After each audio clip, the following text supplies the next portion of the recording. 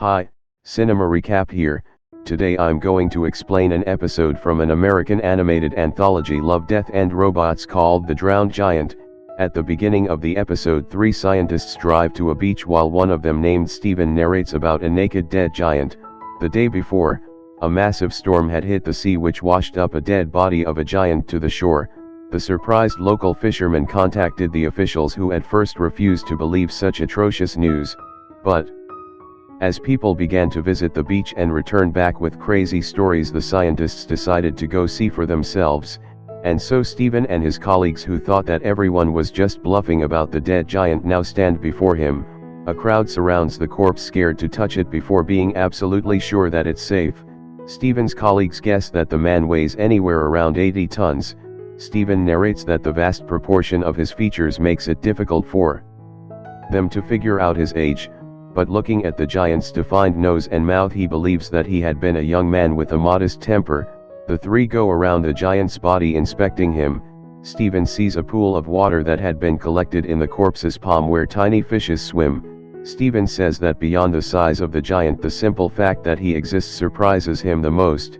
He compares the giant's existence to the crowd on the beach and concludes that they are just imperfect. As Steven looks at the creature mesmerized, his colleague climbs on top of the corpse's chest and waves towards the crowd, indicating that it is safe to come near it. The people run towards him while cheering and climb on top. Some of them comment that the body is rubbery and bouncy.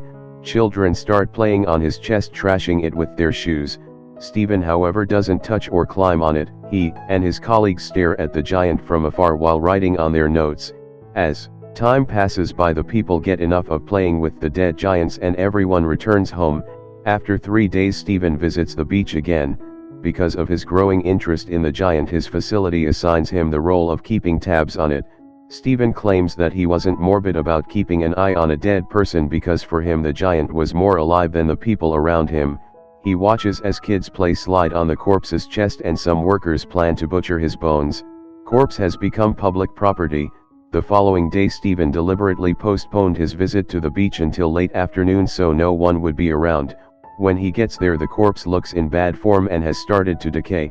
A teenage girl sits comfortably on the giant's ear, using it as a chair. Steven notices that the giant's face has a much less youthful look than it was before.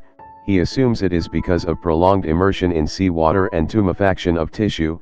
As a crab crawls out of the giant's mouth, the scientist claims that it won't be long until he decays. Steven finally gets the courage to set foot on the corpse. Atop his chest he sees a sandcastle someone had built. Then his other arm comes into view, showing us that half of it has already decayed and whatever remained of it has been taken away by people. Meanwhile, his cornea has become hazy and cloudy, which gives his eyes a whirlpool effect. Steven looks at them, saying that the giant's suffering is less tragic than this isolation that he is facing. The next time he visits the giant, both his arms and one of his legs have decayed and been cut. Steven walks around looking at the corpse, which had been vandalized by teens who spray paint insults on his body. He is reluctant to witness the end of the magnificent creature, but the insults make him feel that the creature is more human because it seems more vulnerable to him now. When Steven comes to the beach the following day, he is almost relieved to see that the corpse's head has been removed. Birds eat its flesh as Steven watches it from afar. Without the head, the corpse looked less human, which reduces Steven's relationship with the corpse that he had formed. After that day, he doesn't visit the beach for a few weeks. On his next journey, he witnesses that any feature indicating that the corpse was once human has vanished. The only thing that remains is the decaying gut of the once magnificent creature. By now, the interest of the crowd in the giant has expired.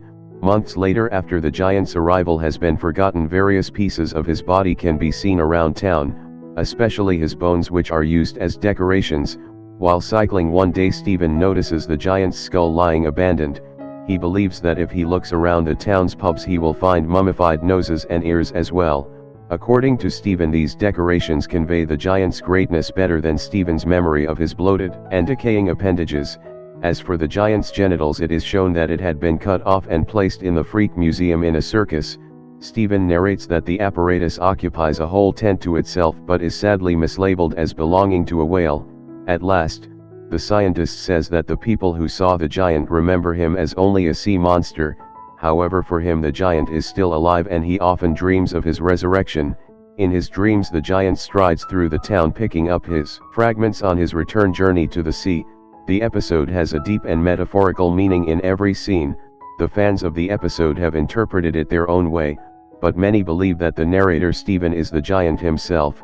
Stephen feels the pain of the dead giant when no one else can, so some fans think that Stephen and the giant are the same people. The giant might be trying to communicate through Stephen.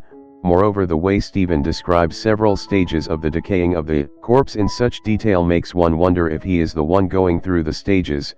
The decaying of the giant's corpse is also seen as a metaphor for several things. The narrator Stephen observes the decaying of the corpse very closely at every stage. First, he sees the process that was supposed to happen, that is his body decaying by the passage of time. Then he notices people starting to amputate the corpse, treating it as a commodity, and the way humans treat him poorly showed him the extent of consumerism and exploitation that is considered normal in today's world. As the story progresses, Stephen begins to question what it means to be human and when do we decide that we have lost humanity. Until the corpse had a head, he thought of it as a human just like him and the others around him. In fact, he believed that the giant was more of a human than tiny creatures like himself. However, after Stephen's sympathy towards the giant dropped when he saw him only as a mass of flesh. Throughout the episode we do not know who the giant is or where he came from. Rather, the drowned giant focuses more on the contrast of Stephen and other people's feelings towards the giant. Subscribe for more videos like this, turn on notifications, and leave a like to help the channel out. Thank you for watching.